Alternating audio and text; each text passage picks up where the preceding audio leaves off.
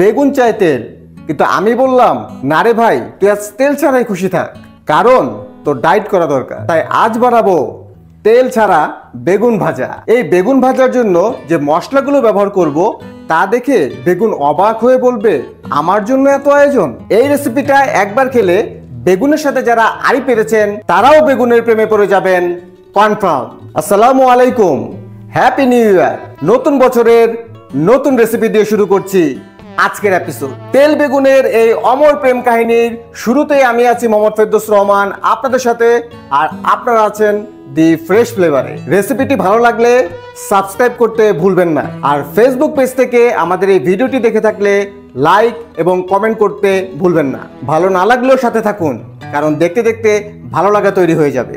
So without any further delay, নাও play.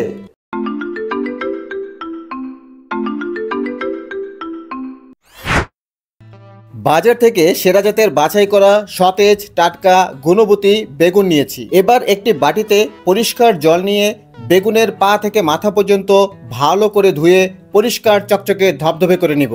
গোসল শেষে বেগুন যাতে তার চেহারাই না চিনতে পারে। এই ভিডিওতে কিছুক্ষণ পরপর কিছু দুর্দান্ত টিপস বলবো। এই রেসিপির ক্ষেত্রে এই টিপসগুলো কিন্তু অবশ্যই ফলো করতে হবে। প্রথম টিপসে থাকছে বেগুনের গোসলের পর ওর সলিল সমাধির আগে ওর গায়ের কোনো পানি থাকা যাবে না, তাই একটু টিস্যু দিয়ে ওর শরীরের সকল জল মুছে দিতে হবে। এবার দেখবো আপনাদের হাতে জাদু আছে কিনা। বেগুন কাটার সময় অনেকেই বেগুন গোল করে কাটতে পারেন না।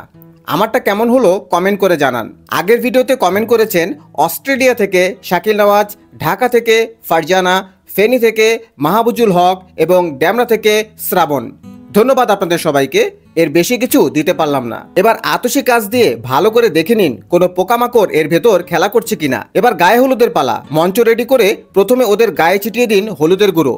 এবার স্বাদের বস সুদূর হিমালয় থেকে আনা গোলাপি লবণ এবং স্বাদকে আইফেল টাওয়ারের সমান উচ্চতায় নিয়ে যেতে ওদের গায়ে ছিটিয়ে দিন মোটা দানার চিনি। এই চিনি দেওয়াটা কিন্তু 2 নাম্বার টিপস, এটা দিতেই হবে। এবার মশলাগুলোকে এই নিয়মে বেগুনের সাথে ভালো করে মাখিয়ে 5 মিনিট বিশ্রামে রাখুন। আর এই সুযোগে চলুন ম্যাজিক মশলা কিভাবে বানাতে হবে সেটা শিখে নেই। একটি পরিষ্কার পাত্রে 2 চামচ বেসন, 2 চামচ চাউলের গুঁড়া, হলুদের গুঁড়া, কাশ্মীরি লঙ্কার গুঁড়া, ধনিয়ার গুঁড়া, জিরার গুঁড়া, স্বাদ মতো গোলাপি লবণ, গোলমরিচের গুঁড়ো, চাট মশলার গুঁড়ো।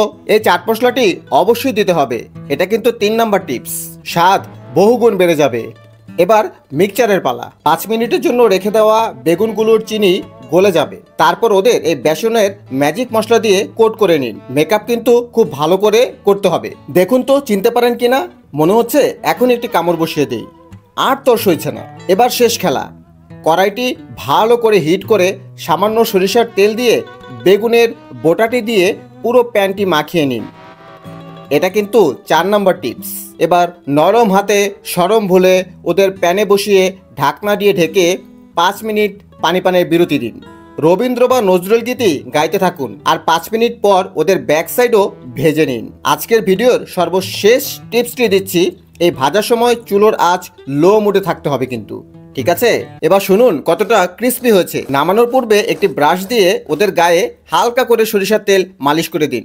এটা কিন্তু অপশনাল, দিলেও চলে না দিলেও চলে। তো গরম ভাত প্লেটে তুলুন আর শুরু করে দিন মধ্যাহ্ন কিংবা রাতের ভোজন। সাথে থাকবে নতুন সুস্বাদু মজাদার স্বাস্থ্যকর পুষ্টিকর তেল ছাড়া বেগুন ভাজা। কেমন লাগলো জানাবেন না?